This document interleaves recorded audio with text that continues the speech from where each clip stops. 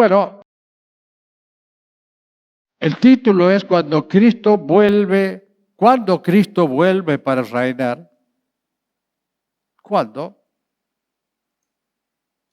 Ya sé, muchos me dirán, bueno, el tiempo no se sabe, vendrá como ladrón en la noche. Sí, todo eso lo sabemos. Los que no sabían demasiado eran sus discípulos. No sabían calcular bien ese tiempo. No sabían cómo resolver un tema que los confundía. En primer lugar, no tenían previsto ellos una segunda venida. Vino el Mesías, para los que creían. Vino el Mesías. Y el Mesías nos va a salvar de la opresión del Imperio Romano. Esa era la idea general que existía dentro del pueblo de Israel. A ese pueblo, a esos discípulos que pensaban de esa manera, se refiere todo el capítulo 24 y el capítulo 25 del libro de Mateo, que por razones de tiempo yo no los voy a leer ni los vamos a explicar, pero ahí trae todo el contexto de los sucesos que se van a producir. El tema es ¿cuándo? Los discípulos decían ¿cuándo? Entonces, según Mateo 24:1, vamos a ver los 3 primeros o 4 primeros versículos, cuando Jesús salió del templo y se iba, se acercaron sus discípulos para mostrarle los edificios del templo. Respondiendo, él les dijo, ¿veis todo esto? De cierto os digo que no quedará aquí piedra sobre piedra que no sea derribada. Estamos hablando del templo de Israel, uno de los más fastuosos que existía en el momento. Y de allí se fue al Monte de los Olivos. O sea que para el tercer versículo cambia de lugar y ya Jesús está en el Monte de los Olivos y no saliendo del templo como vimos en el primero.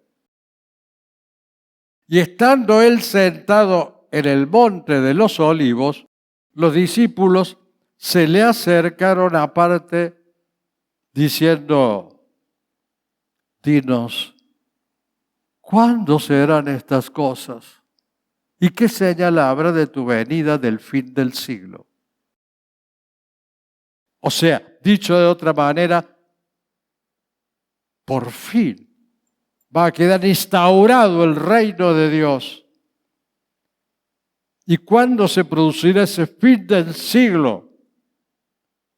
Y tú vengas y nos liberes del opresor romano. Esa era la visión que ellos tenían. O sea, pero Jesús estaba explicando o estaba hablando de una segunda venida para establecer el reino milenial en la tierra.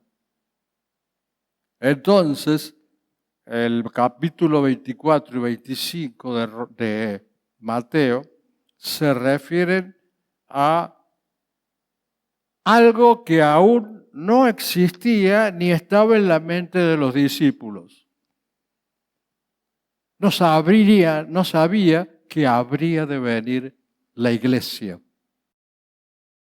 Que para ese reinado de Cristo faltaba todo el periodo de la iglesia. Entonces por eso hacen mal los cálculos, mucha gente que lo lee y que no tiene en cuenta el ámbito, el momento el ambiente en el cual se desarrolla este relato. Entonces, Jesús, motivado por la pregunta, dio la respuesta más larga que hay en el Nuevo Testamento.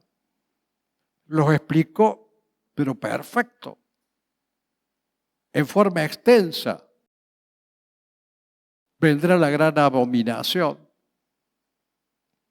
El que esté en la azotea que no baje. Hay de las que estén encintas.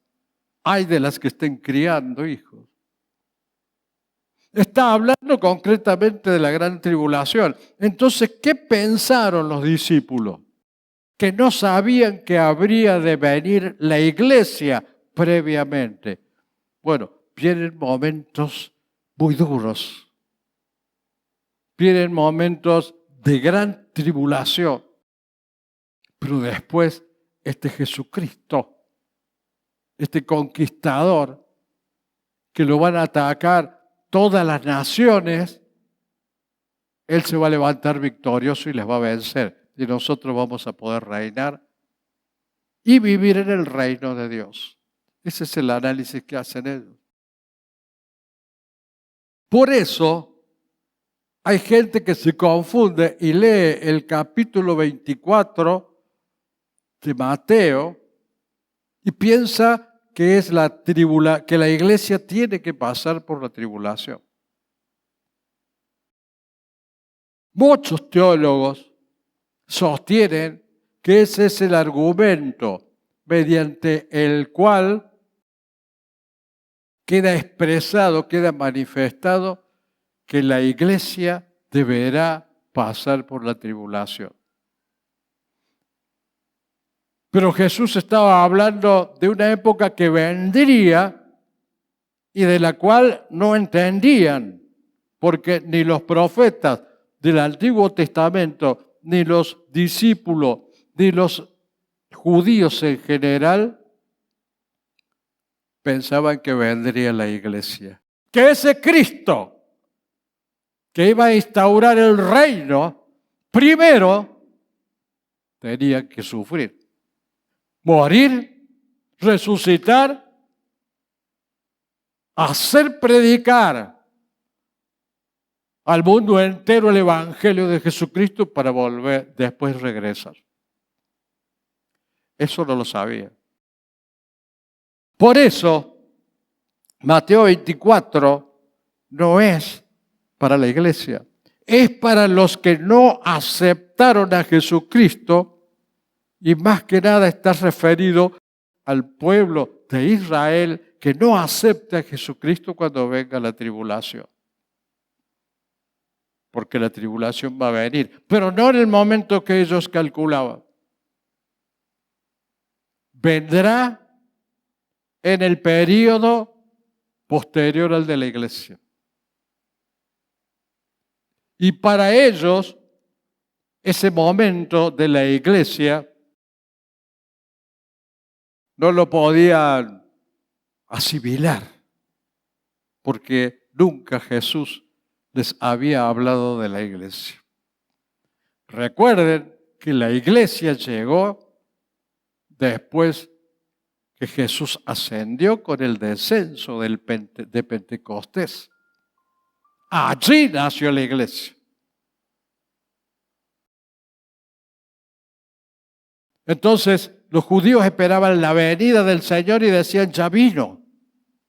Pero Jesús estaba hablando, lo que después aclara, de una segunda venida.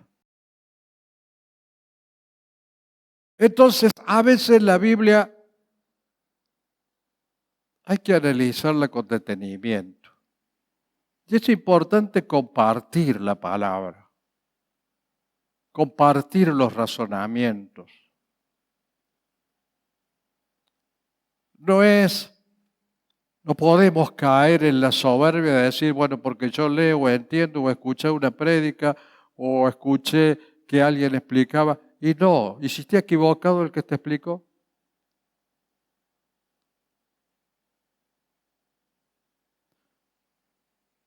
Yo leí un libro que hablaba absolutamente todo de que el capítulo, me demostraba utilizando el capítulo 24 de Mateo, quería demostrar que la iglesia sí pasa por la gran tribulación. Claro, como les digo, no calculaban que vendría la etapa de la iglesia. Que Jesucristo no vino a liberarlos a ellos como nación solamente. Vino a liberarnos no externamente, a liberarnos internamente del pecado para formar su iglesia a través del sufrimiento, de su muerte y de su resurrección. Eso no lo habían entendido. No captaron que habría dos venidas. Y era lógico porque ellos estaban muy desesperados por ser libres, por ser libres de imperios externos. Y era lógico que la ansiedad los estaba matando y buscaban a alguien que les hablara y que les dijera qué iba a suceder en el futuro. Algunos acudían a brujas, a otros ocultismos, como Saúl, por ejemplo. No sabían esperar en Dios. Y otros le preguntaban directamente a Jesús. Era un pueblo que también es importante esto destacar, era un pueblo que se sentía libre y quería vivir como pueblo libre y no quería ser esclavo de ningún otro pueblo ni esclavo de ninguna otra situación. No era un pueblo que se sentía sometido, esperaba al Mesías. Y el Mesías había venido, pero no era la venida ya aún ahí definitiva para instaurar el reino, pasaría un tiempo. Como pasa con muchas veces con las naciones, nunca hay que sentirse, los cristianos nunca debemos sentirnos esclavos de nadie, de ningún político. Nunca debemos sentirnos esclavos de la opresión. Tenemos que sentir la libertad interior que el pueblo de Dios sentía y que sabía que necesitaba lograrla para poder vivir en paz. Porque, miren, las 10 tribus del norte fueron conquistadas por Asiria en el año 722 a.C. Las 2 tribus del sur cayeron ante Babilonia en el año 586 a.C. Después fueron conquistados por los medo-persas, por los griegos y finalmente por los romanos. Estaban hartos de tanta esclavitud y esperaban y anhelaban sentirse libres. Tan libres ya mentalmente se sentían que según Juan 8:33 decían, linaje de Abraham somos y jamás hemos sido esclavos de nadie. A pesar de todos los años que como pueblos fueron sometidos a esclavitud, pero ellos no se sentían esclavos. Externamente eran esclavos, pero la pasión por la libertad los dominaba. Entonces, por eso es que estaban tan ansiosos a que Jesús les dijera cuándo habría de ser esa libertad, porque Dios les había prometido derrotar a los enemigos, les había prometido establecer en la tierra su reino eterno, sabían que el Mesías vendría y que establecería el gobierno y el reinado de David. Y se regocijaban diciendo que el Dios del cielo levantará un reino que no será jamás destruido. O sea, no estaban equivocados en cuanto a que vendría un reino que jamás será destruido. Estaban equivocados en cuanto al tiempo que se produciría ese acontecimiento. Esto tiene que ver mucho con la doctrina premilenial, que es la que nosotros seguimos. O sea, Cristo vuelve y vuelve antes del milenio. Entonces, la primera venida de Jesucristo fue para vencer el pecado y la segunda venida es para establecer su reino en la tierra. Y lo que no tenían en cuenta, ese periodo entre su primera y segunda venida, que era la presencia de la iglesia, no estaba en la mente de los discípulos del Señor, no estaba en la mente de los judíos. Por eso creían que vendría allí en ese momento y que había que pasar por la gran tribulación.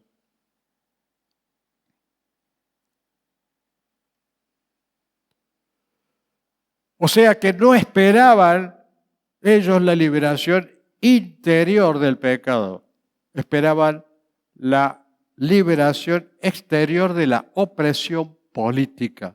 Ese fue el error que los llevó a interpretar mal la palabra de Dios y no reconocer en Jesucristo el Mesías.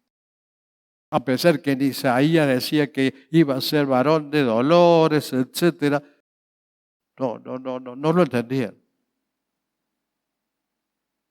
Entonces estaban tan desesperados por la libertad que dice, bueno, vino. Los que creyeron en ese momento, vino. ¿Cuándo van a suceder estas cosas? El templo será derribado, no va a quedar piedra sobre piedra. ¿Cuándo van a suceder? Entonces significa que está próximo el reino de Dios. Pero faltaba todo el periodo de la iglesia. Entonces, muchos estaban convencidos de que Jesús era el Mesías e incluso fue recibido como el Mesías cuando entró montado en un pollino el día que entró a Jerusalén. En consecuencia, muchos esperaban que iba a ser de inmediato esa venida del reino. La era de la iglesia era un misterio para ellos. Ese fue el problema de interpretación. Se saltaron el tiempo en que duraría la iglesia. No era tan inmediato. Iba a ser inmediato el derrumbamiento del templo, pero no la instauración del reino.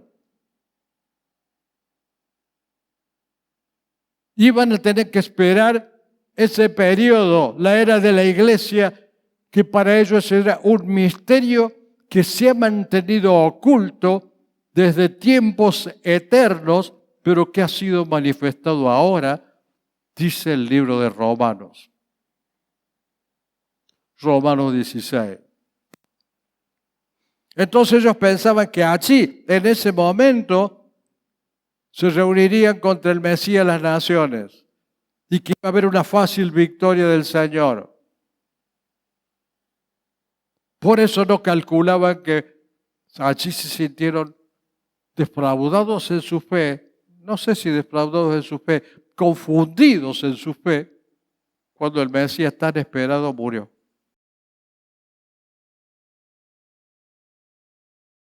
O sea, no tenían claro esas situaciones. No tenían en claro que después de su muerte vendría resurrección y vendría todo el tiempo posterior de la iglesia. Fíjense que es un hecho curioso, ¿no? Es una interpretación, pero conociendo al ser humano, es una interpretación posible. Para ellos era tan inminente el reino que Judas se mantuvo siempre al lado de Jesús porque pensaba que de esa manera iba a tener poder en el reino y que iba a tener riqueza y que iba a tener un prestigio. Ellos lo veían ya, lo veían inminente.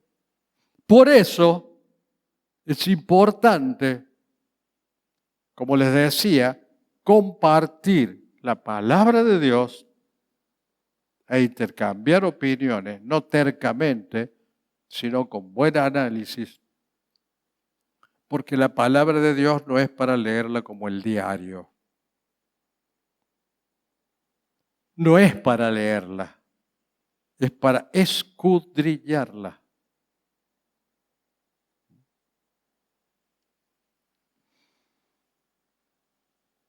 Entonces cuando sale del templo, a Jesús le dicen, mira esas piedras y qué edificios. Claro, eran campesinos que venían de Galilea algunos.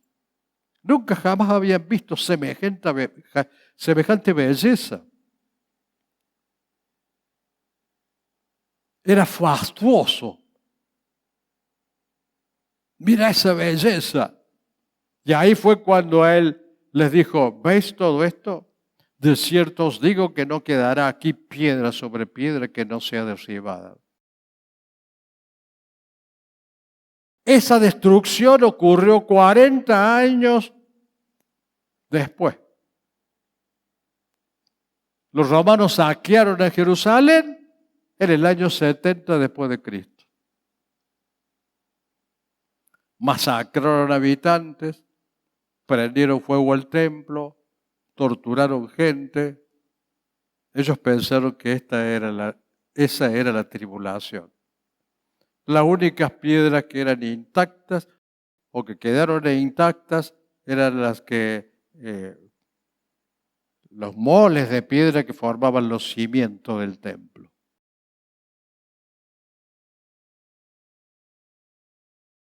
Cuando se va a Olivo, entonces, como dijimos, le preguntan a Jesús, dinos, ¿cuándo serán estas cosas y qué señal habrá de tu venida y del fin del siglo? ¿Cuándo entonces se producirá el inicio del reino de Dios? Esa era la pregunta. Convencidos, según nos dice Lucas, que el reino de Dios se manifestaría inmediatamente. Podría ser mañana mismo. Y que las naciones se levantarían contra él y que Jesús la derrotaría rápidamente. Eso es lo que ellos pensaban. Ahora querían saber qué señales habrá de esa venida y del fin del siglo. Pero vendría la era de la iglesia entre las dos venidas. Faltaba un tiempo. Faltaba la era de la iglesia. O sea que la palabra de Dios no tiene una contradicción. La palabra de Dios no nos está diciendo que la iglesia va a pasar por la gran tribulación. La palabra de Dios nos va relatando hechos, sucesos aquí de boca de Jesús, desde la palabra de Jesús, va enseñando cosas, pero como no sabían distinguir los tiempos y no sabrían lo que habría de venir, confundían esos tiempos. Y la última pregunta en Hechos 1:6 es, Señor, ¿restaurarás el reino de Israel en este tiempo? Miren cómo estaban pensando, se va a destruir y vos lo vas a restaurar. Pensaban que allí iba a ser el inicio del reino, que los impíos iban a ser condenados y que los piadosos iban a ser bendecidos por siempre. Y respondiendo Jesús le dijo, mirad que nadie os engañe, porque vendrán muchos en mi nombre diciendo yo soy el Cristo y a muchos engañarán. Ahí empezó a dar pistas que vendría la iglesia. Y como sucedió que vienen muchos y hay muchos falsos cristos, falsos predicadores que engañan a la gente. Pero falta uno, el más falso de todos. Porque falsos cristos y falsos predicadores hubo en todos los tiempos. Y ese engaño aumentará.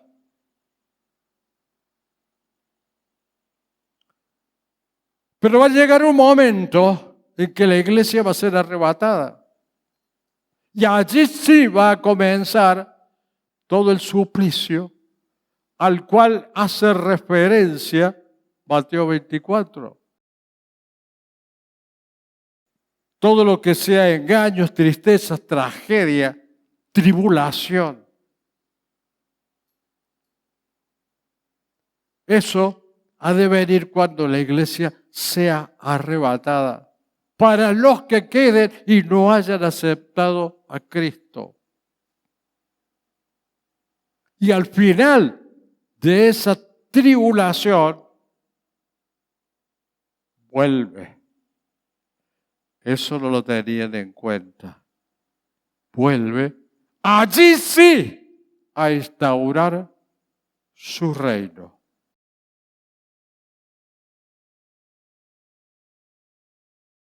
O sea que lo que ellos no comprendieron en el periodo de la iglesia que vendría. Y cuando hablaba de la gran tribulación y de los falsos cristos en los postreros tiempos, después que la iglesia sea arrebatada, comenzará a gobernar el que va a ser el mayor de los falsos cristos, el anticristo. Pero la iglesia no va a pasar por esa tribulación. Ese falso Cristo va a pretender que le adoren a Él y que le sigan a Él. Entonces, en Mateo 24 podemos ver que hay una mezcla de los tiempos. Que hay que conocer la palabra de Dios en su plenitud.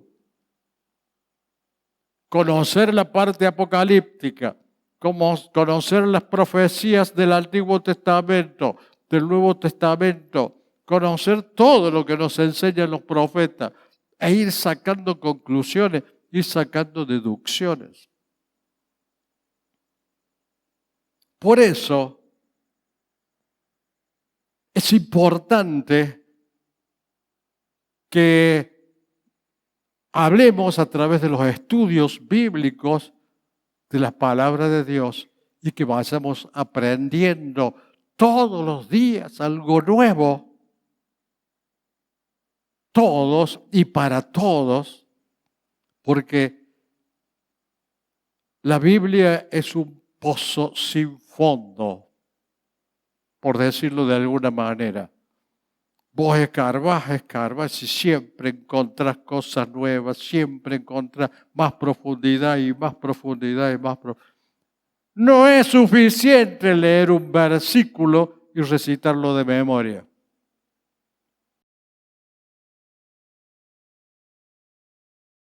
Entonces, ese último falso Mesías, ese engañador, no incluirá a los creyentes de la era de la iglesia, pues habrán muerto o serán arrebatados antes de la tribulación. Jesucristo fue la justicia encarnada.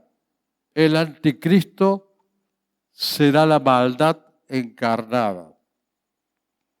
Apocalipsis le llama la bestia en el 11:7. Llevará al mundo hacia una paz falsa y temporal. El único que trae paz y vida eterna es el verdadero Mesías. Es Jesucristo, nuestro Señor, que tuvo la misericordia de dar un período para que nosotros los gentiles, a través de la iglesia, y que los judíos no podían comprender que había un período intermedio que iba a llamarse iglesia. Y que por misericordia Jesús nos incluyó a todos para que todos seamos salvos, incluso para los mismos judíos. Pero muchos, el pueblo en general, las autoridades, lo rechazaron. Entonces, los que estén vivos en ese momento, quienes rechazaron a Jesús, sean judíos o gentiles, tendrán que pasar por la gran tribulación. Los que no pasan por la gran tribulación, los que creyeron en el Salvador, en la obra sustitutiva de su muerte y resurrección.